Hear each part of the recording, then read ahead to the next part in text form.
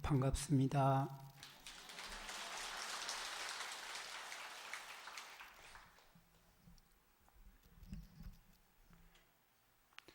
오늘은 지장제일, 지장보살님의 교화 원력에 따라서 우리의 무명 악습을 알아차리고 내려놓고 우리 주변의 사람들도 나와 인연 있는 사람들이 무명 악습을 알아차리고 내려놓을 수 있도록 도와줄 수 있는 그런 진실한 불자가 되기 위한 노력을 하는 날입니다.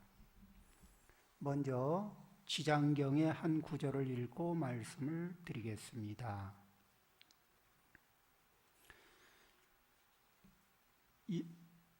지장경의 네 번째 품 중에 연부중생 업감품이라고 하는 데가 있습니다. 연부중생 업감품. 연부제 중생이니까 사바세계 안에 남선부주가 있고 남선부주 안에 있는 중생 가운데 업감에 대한 문제를 얘기한다. 그래서 업을 지으면은 어떤 업이 있으면은 경험을 하게 됩니다. 과보로서 경험을 하게 돼요. 감은 과보로서 경험하는 것을 감이라고 합니다. 그러면은 업이 있으면 경험한다. 업이 없으면 경험하지 않습니다. 그러면은 그것을 우리가 현실에서 설명을 이해를 하자면은 우리 불자님들이 통도사에 오셔서 같은 통도사라는 공간 안에서 이 구성 인원이 비슷한 상태 속에서 이렇게 신행을 하고 갑니다.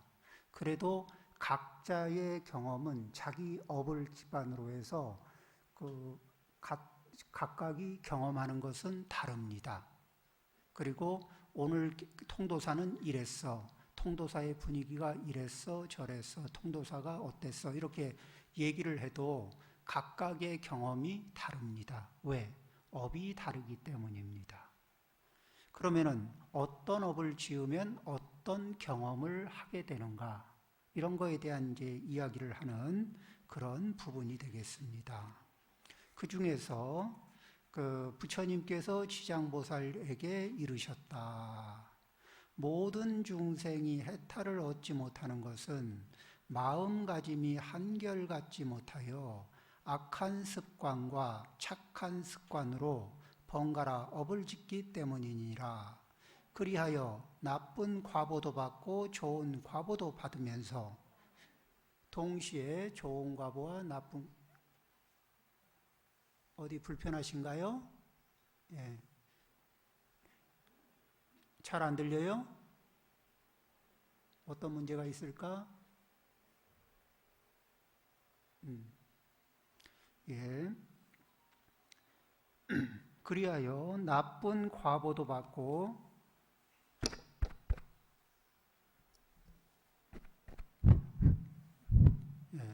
나쁜 과보도 받고 좋은 과보도 받으면서 잠시도 쉴 사이가 없이 육도를 윤회하느니라. 자, 이제 이런 경구절이 있습니다. 자, 경문을 읽는 사이에 조금 끊어져서 미안합니다. 그러면은 이런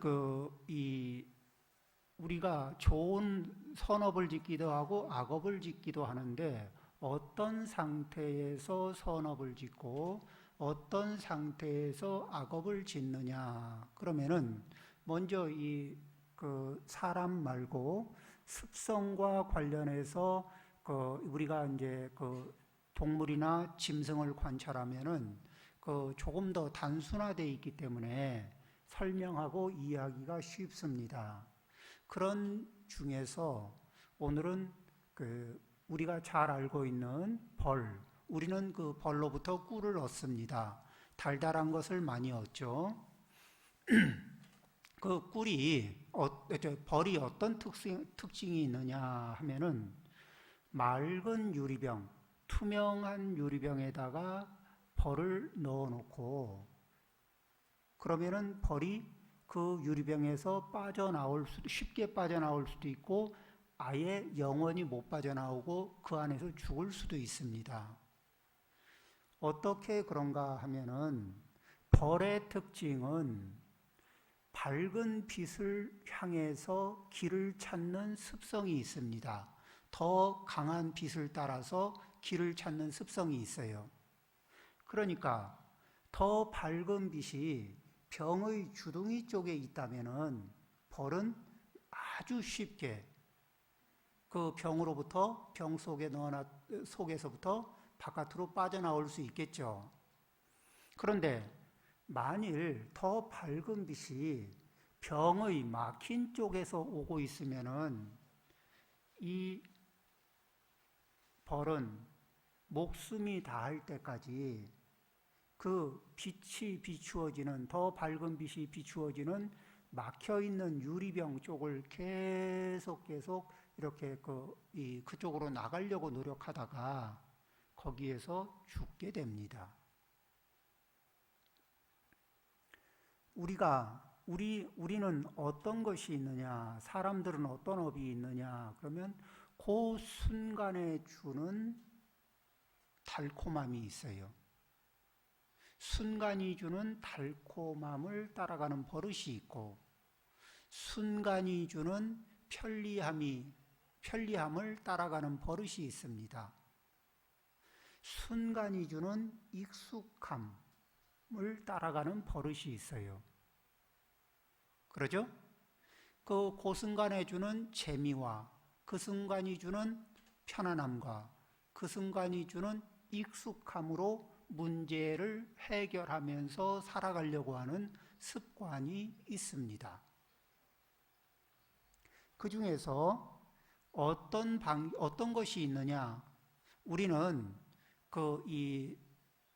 삼독이라고 해서 탐진치 삼독을 얘기하는 중에서 탐심이라고 하는, 그러니까 탐욕을 일으키는 특징이 있는데, 탐욕이 새끼를 싹 치면은 그 갈래길로 무엇이 생기냐면 거만심이 생깁니다. 거만심은 무엇과 관련된 탐심의 한 연장선에 있는 것인데, 그 연장에서 무엇을 탐하냐 하면 인정 욕구를 탐합니다. 다른 사람들에게 인정받고 싶어 하는 비교 우위, 비교적 상대적으로 더 나은 평가를 받고 싶어 하는, 좋은 평가를 받고 싶어 하는 욕망이 그 안에 들어 있습니다. 그런데 우리가 좋은 평가를 받기 위해서는 좋은 노력을 하면은 좋은 평가를 받을 수 있겠지만은 그거보다는 좀 쉬운 방법이 있어요. 뭐냐면은 내가 나에게 자격을 부여하면서 내가 너보다 좀 낫지 하는 자격을 부여하는 버릇이 있습니다. 우리 거만심은. 그러니까 내가 너보다는 좀 낫지, 내가 너보다는 좀 훌륭하지, 내가 너보다는 좀 더 가치가 있지, 이렇게 누가 자격을 부여하느냐? 나의 마음이, 내 거만심이 나에게 자격을 부여합니다. 이렇게 자격을 부여해 놓고 나니까 내가 좀 잘난 것 같아요. 그래서 요 잘난 것 같은 요 익숙한 마음에서 자연스럽게 행동을 합니다. 잘난 내가 못난 너에게 이렇게 알맞게, 잘난 내가 못난 그대에게 알맞게 처신을 하거든. 마치 어른이 아이들을 만나면 아이들에게 알맞게 그랬니? 안 그랬니? 뭐 이렇게 줄까 말까? 이렇게 하듯이 이런 어투로, 이런 태도로 누구에게 하느냐? 거만심을 가득 품은 남편이 아내에게 그런 식으로 행동할 수가 있습니다. 거만심을 가득 가슴에 품으면 아내가 남편한테도 그런 식으로 행동할 수가 있습니다. 자기 입장에서는 당연할까요? 안 할까요? 당연해요. 그런데 받는 입장에서 보면은 굉장히 이상한 겁니다. 그런데 내가 나에게 자격을 부여하고 내가 상대적으로 훌륭해지기 위해서는 노력을 해서 원인과 조건을 채워서 훌륭해지면은 훌륭합니다. 이렇게 인정을 쉽게 할 수 있는데, 그렇게 어려운 과정은 싫은 겁니다. 그거는 좀 그런 거는 좀 웬만하면 회피하고 자기가 자기에게 자격을 부여하면서 이 거만한 상태, 이 잘난 상태에 들어가는 겁니다. 그리고는 인정해 이렇게 요구하는 거거든요. 그래서 그렇게 인정해 하고 요구를 하다 보니까 인정을 쉽게 받습니까? 아니면 인정을 한두 번은 해주는 척 하다가 나중에는 인정 못하겠다 이런 반응을 또 받을 수도 있지 않겠습니까? 그렇지 않아요? 자, 그러면 이제 여기에서 우리는 어떻게 할 거냐? 벌이 이 자기에게 자극을 주는, 자기에게 이게 나를 행복하게 하는 해결 방법이다. 더 강한 빛을 따라가다 보면 나를 행복하게 해주는 결과를 만나게 될 것이다. 이런 이제 확신을 가지고 더 밝은 빛을 쫓아서 다니다가 유리병이라고 하는 상황을 만났을 때는 그 속에서 운이 좋으면은 입구 쪽에 더 밝은 빛이 있을 거고, 운이 나쁘면은 막힌 쪽으로 더 밝은 빛이 들어올 거거든요. 이렇듯이, 그런데 이제 자기의 받아주는 사람이 있는 환경과 받아주지 않는 환경에 놓일 수도 있잖아요. 거만심이라는 거를. 그런데 계속해서 거만심을 계속 부리면은 반대로 생각을 해보죠. 내가 저분의 거만심을 받아줄 만한, 저분의 거만심을 받아주기엔 저분이 그렇게 대단하지가 않은 것 같은데 계속 강요를 하면은 나는 한 번, 두 번, 세 번 받아주다가 내 마음 속에는 어떤 게 생길까요? 남자들은 또 이렇게 거사님들은 직장 생활하면서 그런 경험을 많이 합니다. 그러죠? 과도하게 잘난 대우를 해달라는 그런 분들을 많이 경험하게 됩니다. 그럴 때 이제 그 속에 굉장히 힘든 번뇌가 쌓이게 됩니다. 거만심을 부리는 특징은 무엇이냐? 사랑받고 싶어서입니다. 사랑받고 싶고 인정받고 싶은데 과도하게 거만심을 부림으로 해서 자기가 자기에게 자격을 부여하고 거만심을 부림으로 인해서 우리는 인정을 받고 사랑을 받는 것이 아니라 무시를 받고 외면을 당하게 될 수가 있습니다. 그래서 우리는 원하는 것이 이루어지기 위해서는 부처님은 결과에 탐착하지 말고 무엇에 탐착하라고요? 원인과 조건을 잘 만들면은 결과는 자연스럽게 생긴다. 그런데 원인과 결과를 잘 조합하는 것이 지혜로운 사람인데 원인과 조건을 잘 조합하면은 좋은 결과가 나오잖아요. 이래서 원인과 조건을 조합하는 좋은 원인을 고르고 좋은 조건들을 골라서 잘 배합하는 것은 지혜로운 사람이고, 결과 위에서 내가 과일나무를 심었는지 안 심었는지는 상관없고 과일 열매만 따기를 원하는 경우와 같습니다. 그러면은 과일 열매만 따기 위해서 열매가 열려있는 곳에 가서 손을 뻗어서 열매를 따다 보면 남의 밭에 들어가서 열매를 따는 수가 있습니다. 그렇죠?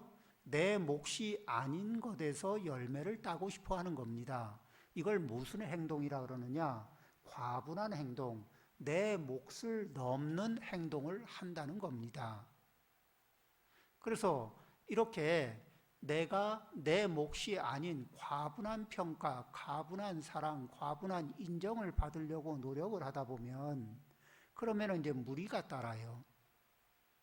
그래서 말은 그렇죠. 내가 뼈 빠지게 노력하고 뼈 빠지게 일하고 해서 우리 가족을 잘 부양하고 가족을 행복하게 하고 싶은 마음이 내 진심이다. 그런데 왜 나의 마음을 못 알아주느냐? 그렇게 이제 이야기를 할 수가 있는데, 그래서 그런 불협화음을 일으키는 특징들을 무엇을 통해서 배우느냐? 부처님 말씀을 통해서 우리의 내 스스로 착각을 하고 있는 특징들을 알아차리고 내려놓습니다. 그리고 무엇이 좋은 원인이고 무엇이 좋은 조건인가, 좋은 올바른 조건, 좋은 조건을 따라서 가는 것을 지혜라고 하고 좋은 결과만을 탐하면서 가는 것을 어리석은 행위라고 합니다. 왜 어리석다고 하느냐? 결과를 탐한다고 해서 결과가 나오질 않습니다.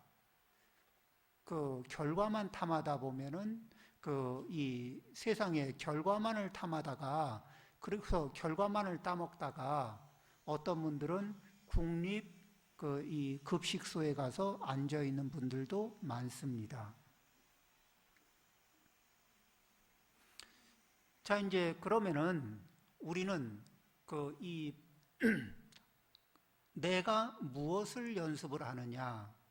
내가 평상시에 익숙하고 이것이 해결책이라고 느꼈지만은 해결은 안 되고 뱅글뱅글 돌면서 그냥 지지부진한 내용들이 있습니다. 그런데 내 느낌으로는 옳은 것 같고, 내 느낌으로는 편한 것 같고, 내 느낌으로는 익숙한 것 같아요. 그래서 포기할 수 없는 것들이 있습니다. 이런 것들을 다시 생각하고 다시 검토를 해야 됩니다. 그것이 올바른 원인인지 올바른 조건인지 이것을 다시 검토하는 것이, 무엇에 의지해서 검토하나요? 부처님의 말씀에 의지해서 검토합니다.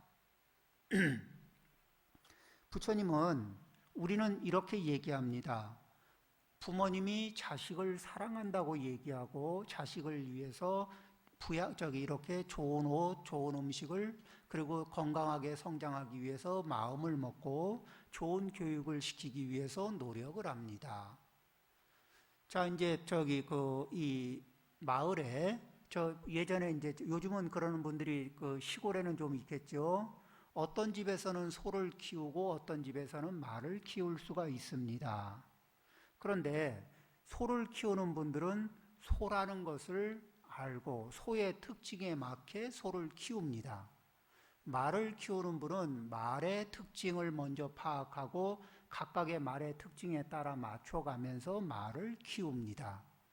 하물며 짐승을 키우는데도 그렇게 그 특징을 먼저 파악하고, 우리가 소를 키우면서 소한테 말이 되라고는 요구하지 않습니다. 또 말을 키우면서 너는 왜 말을 키우면서 너는 왜 소처럼 하지 못하니? 이렇게 요구하지는 않습니다. 소는 소의 특징에 맞게 키우고 말은 말의 특징에 맞게 키웁니다. 그러면은 자식은 어떻게 키우느냐?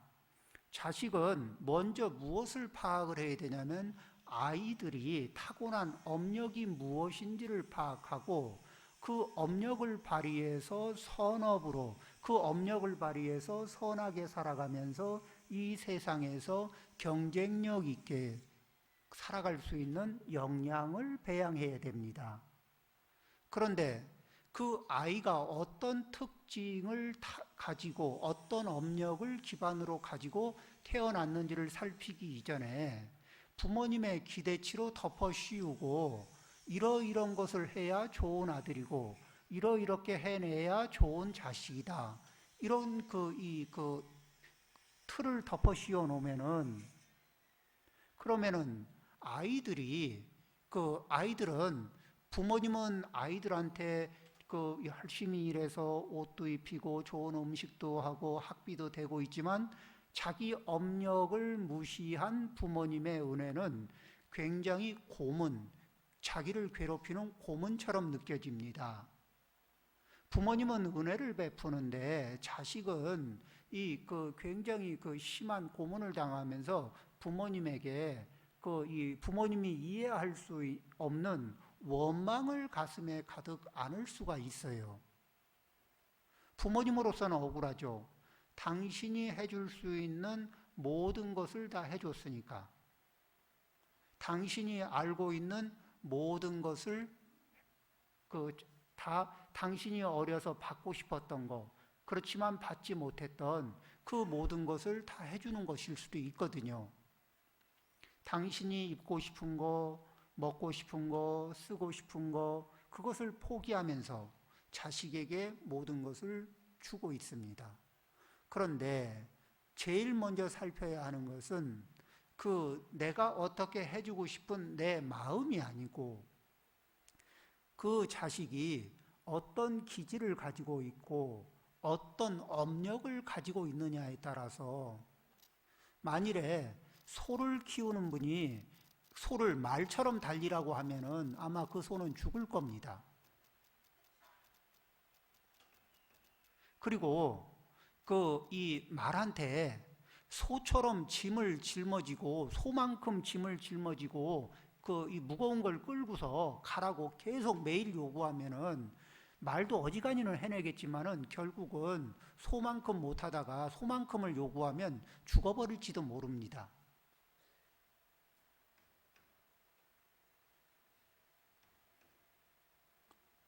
이 사랑을 받는다는 것은 내가 가지고 있는 기질, 내가 가지고 있는 특징을 잘 발휘해서 나도 쓸만한 사람이 되는데 내 부모님이 내가 쓸만한 사람이 되도록 내 기질을 가지고 내가 이 세상에서 좋은 사람, 괜찮은 사람이 될 수 있도록 아주 도움을 주신 분이 내 부모님이다. 이럴 때 부모님에 대한 은혜가 참 깊어지는 겁니다.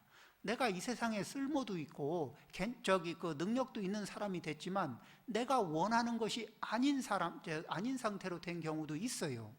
어떤 경우냐면 피를 보면은 공포가 드는 사람인데 외과 의사가 됐습니다. 이 사람은 외과 의사가 돼서 이 사회적으로는 지위를 가질 수 있고 또 이렇게 경제적으로도 괜찮을 수는 있는데 매일매일 공포 속에서 살아야 되는 겁니다. 그 업력이 피를 보는 게 너무너무 두려운 거예요. 마치 사랑하는 아내한테, 사랑하는 딸한테 너를 사랑한다. 그러므로 우리 같이 영화 보자. 공포 영화. 근데 이게 공포 영화가 적성에 안 맞는 거예요. 그러면은 뭐죠? 아빠를 사랑하는 마음에, 남편을 사랑하는 마음에 같이 보기는 보지만 보는 내내 괴로운 겁니다. 보는 내내 이게 고통이 누적되고 있는 거예요. 왜? 그 업력을 살펴주지 않고 내가 좋은 것은 너도 좋을 것이다. 그런데 그렇지가 않습니다. 밥은 같이 먹을 수 있어도 업력은 각각 다르거든요. 자식의 업력이 다르기 때문에 그 업력의 바탕 위에서 그 업을 성장시켜주고 또 남편과 아내가 같이 살아도 남편의 업력이 좀 다르고 아내의 업력이 다른 겁니다. 그래서 각각의 업력을 인정하는 것, 그리고 그 각각의 업력이 선한 쪽으로 발휘될 수 있도록 업력을 거스르지 않으면서 그 업력이 선한 쪽으로 발휘될 수 있도록 서로가 서로에게 길을 유도해 주는 것, 이런 것을 뭐라고 하느냐? 공경한다고 하는 겁니다. 남편이 아내를 공경하는 거고 아내가 남편을 공경하는 겁니다. 이렇게 서로가 서로에게 공경하는 마음, 거기에는 각자가 타고난 기질, 각자가 타고난 업력을 인정하고 그것이 악업에서 선업으로, 그래서 이 자기도 모르게 나는 선업을 짓는다고 노력을 했어요. 가족을 위해서인데 왜 선업을 지으려고 노력을 안 했겠습니까? 그런데 업력을 살피지 않은 관계로 고통을 유발하는 행위가 될 수도 있었던 것들, 혹시 그런 것들이 나는 잘한다고 하는데 왜 힘들다고 하는지 모르겠다고 하는 많은 부분들이 현실 생활에서 있을 수 있습니다.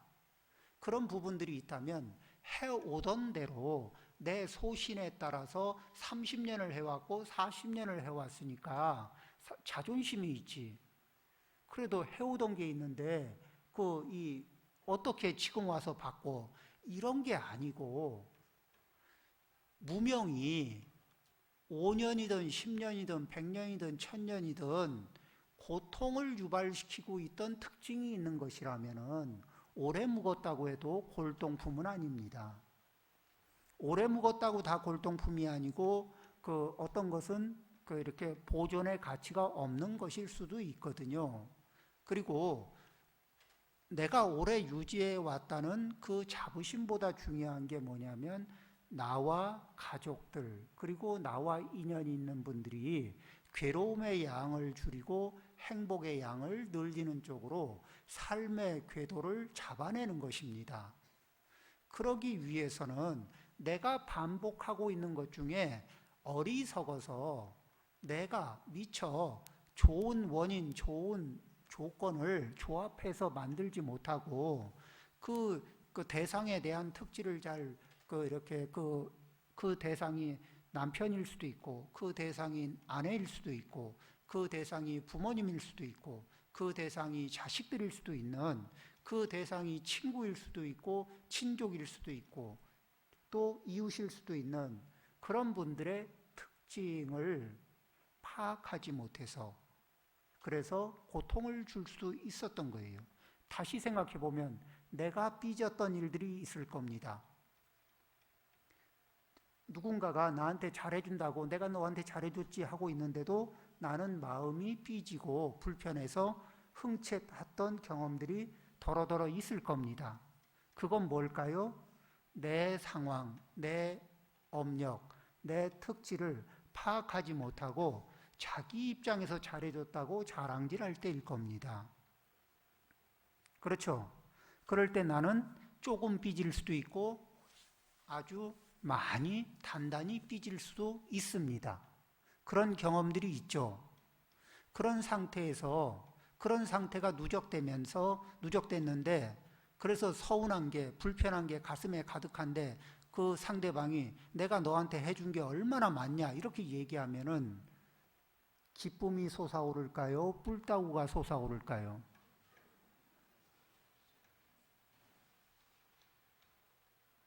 그래서 둘 다 억울한 겁니다. 그렇죠? 은혜를 베풀려고 노력했던 쪽도 억울하고 또 그런 상황에서 그 마음은 인정하지만 몸과 마음이 불편해서 억울한 겁니다. 자, 이렇게 우리는 이런 일들이 우리 일상생활에 많나 적나 아주 많아요. 자, 그러면은 이제 그런 것들 중에서 사례들을 한번 이제 살펴봅니다.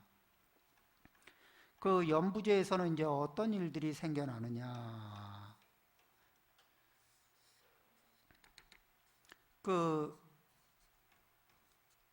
이 음식을 절도 없이 먹는 자를 만나면 그런데 어떤 게 있냐면 가족을 행복하게 만든다고 주부들의 특징이 무엇이냐? 좀 맛있게 많이 먹는 모습을 보고 싶어요. 그러면 순간적으로 기쁘고 순간적으로 편하고 그런 게 있습니다. 맞습니까? 그런데 실제는 가족이 음식을 맛있게 많이 먹어야 될까요? 맛있게는 먹되 알맞게 먹어야 될까?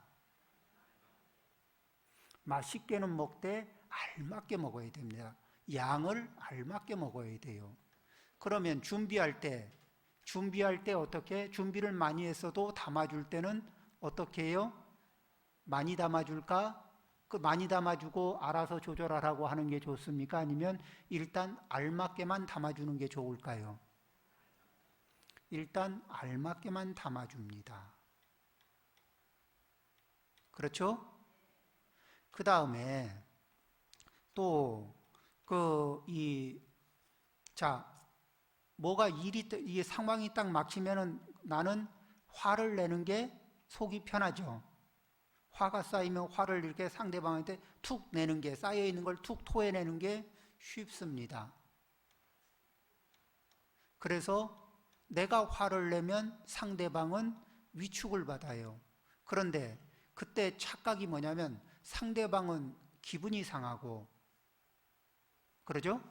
그리고 화를 낸 사람에 대해서 인상이 나빠집니다. 그런데 화를 내는 사람은 어떤 착각을 하냐면 자기가 화를 내니까 상대방이 위축을 받아요. 위축을 받으면서 조금 기운이 순해지는 것 같으니까 고분고분해지는 것 같으니까 좀 집안이 제대로 돌아가는 것 같군, 이런 착각을 받습니다. 그런데 그렇게 그 화를 내는 사람을 향해서 뭐죠? 표면적으로는 부딪히기 싫어서 살짝 뒤로 물러나거나 받아치거나, 뒤로 물러나는 것 같아도 마음이 물러난 겁니까? 아니면 태도만 물러나고 뒤에 부메랑을 준비합니까? 아시죠? 시간차 부메랑을 준비하시는 거. 자, 그렇게 되면 이 집안의 그 행복이 따라올까 안 따라올까요? 자, 그 다음에 이제 사천왕이 묻습니다. 연부제 중생들은 어떤 행동들을 많이 합니까? 그러니까 그리고 그럴 때 연부제 중생들이 어떤 행동을 할 때, 그럴 때 지장보살님은 어떤 법문을 해주십니까? 이런 부분을 묻는 자리가 있습니다. 거기에 대해서 지장보살님이 답을 하십니다. 이렇게 하십니다. 산 목숨을 죽이는 자를 만나면 태어날 때마다 재앙이 있고 단명하는 과보가 따르는 것을 말해주며, 그러니까 이런 말씀을 들으면 아유, 지장경을 읽다 보면 무서워요 이러거든. 그런데 산 목숨을 가진 자를 죽이는 것도 있고, 산 목숨을 가진 자를 위협하는 것도 있고, 산 목숨을 가진 자를 때리거나 공포를 느끼게 하는 방법도 있습니다. 다 해치는 겁니다. 그러면은 그런 사람은 태어날 때마다 산 목숨이 있는 자를 죽이면은, 죽임을 당하는 자는 재앙을 당합니까 안 당합니까? 재앙을 당하는 거예요. 산 목숨이 있는 자는 그 자리에서 자기가 누릴 목숨을 다 누리고 죽습니까? 아니면 중간에 끊어집니까? 끊어져요. 그러니까 산 목숨을 죽이는 자를 만나면 태어날 때마다 재앙이 있고 단명하는 과보가 따르는 것을 말해주며, 이렇게 얘기를 하거든요. 그러면은 여기에서 우리는 죽이지까지는 않지만 내가 화가 난다고 해서 심하게 화를 내고 위협을 하고 협박하는 것도 가정 내에서는 더러더러 있을 수도 있습니다. 그러면은 상대방은 마음이 위축되고 가슴을 졸이고, 그래서 주도권을 강하게 쥐고 있으면서 화를 잘 내는 가장이 있는 집에는 반드시 심장병 환자가 있습니다. 뭐죠? 그리고 그 심장병을 앓고 있는 가족 때문에 마음 아파하고 그 심장병을 앓고 있는 이가 아들이든 딸이든 부인이든 남편이든 안 가리고 그이가 건강했으면 좋겠습니다. 더 바라는 게 없습니다. 그러는데 화를 내는 건 여전합니다.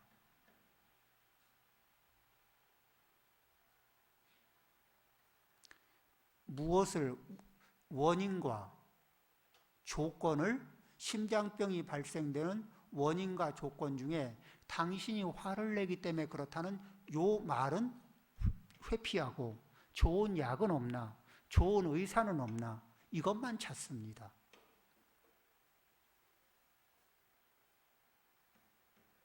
이게 우리가 겪는, 일상에서 매일 겪는 제일 중요한 원인은, 그건 빼고 듣기 싫어 그 소리는.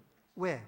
화를 내는 거는 내가 내 습관에, 화를 내는 순간에 즐겁고, 화를 내는 순간에 상대를 위축시키면서 상대를 순간적으로 지배하는 듯한 통쾌함이 있거든요. 그리고 화를 내는 게 나한테는 익숙하고 나한테는 편한 겁니다. 우리 중생의 업은 그 순간에 즐겁고, 그 순간에 편하고, 그 순간에 익숙한 것을 따라서 그 뒤에 결과가 무엇을 물고 오는지를 잘 살피질 않아요. 그런데 우리 지장법회에 참석한 우리 불자님들, 그 지장보살님의 이런 이 법문, 이런 법문을 뒤집어서 읽으면, 이 법문의 말씀을 잘 새겨보면 어떡하라고요?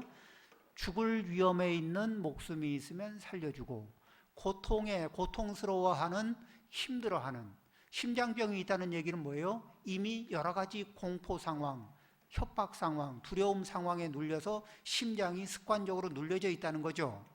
그러면 목숨이 위협을 받고 있는 상황에 있는 이들에게는 뭐죠? 위로의 말, 또 또 뭐죠? 안은한, 안전한 환경, 안전한 상황을 제공함으로 해서 그 위험에 대한 신경이 위험하다고 느끼는 상황을 벗어나게 해줘서, 그렇게 해주면은 그 상대방이 무엇으로부터 벗어나요?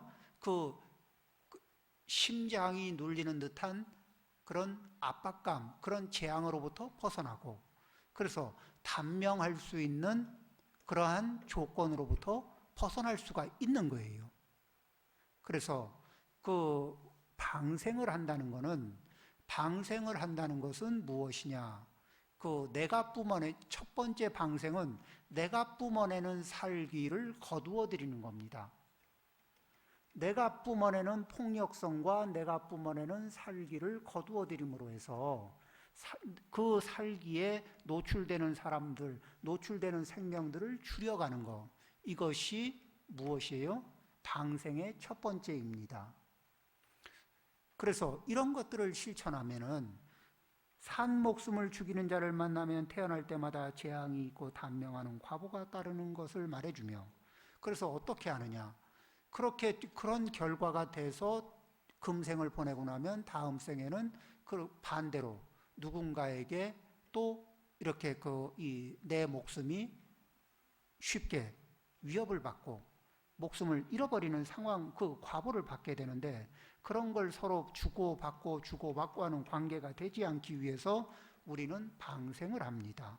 다른 이의 생명을 귀하게 여기고, 내가 뿜어내는 기운에 살기가 없기를 바라고, 내가 뿜어내는 기운에 자비심이 있기를 바라고, 또 내가 살피는 안목에 그 사람의 기질이 있고, 내가 살피는 것에 그 사람의 업력이 있어서 그 사람의 업력과 그 기질을 벗어나지 않으면서, 그러면서 그 사람의 업력과 기질을 발휘해서 이 세상에서 괜찮은 사람이 되고, 가족 안에서 괜찮은 사람이 되고, 친구 안에서 괜찮은 사람이 될 수 있도록 안내해주는 이런 지혜를 발휘하는 불자님들이 되기를 바라는 겁니다. 이것이야말로 지장보살님이 우리 불자님들에게 좋은 삶을 살고, 금생의 좋은 삶을 살고 내생에도 좋은 과보를 받을 수 있는 불자님들이 되기를 바라는 지장보살님의 마음을 이어받으면서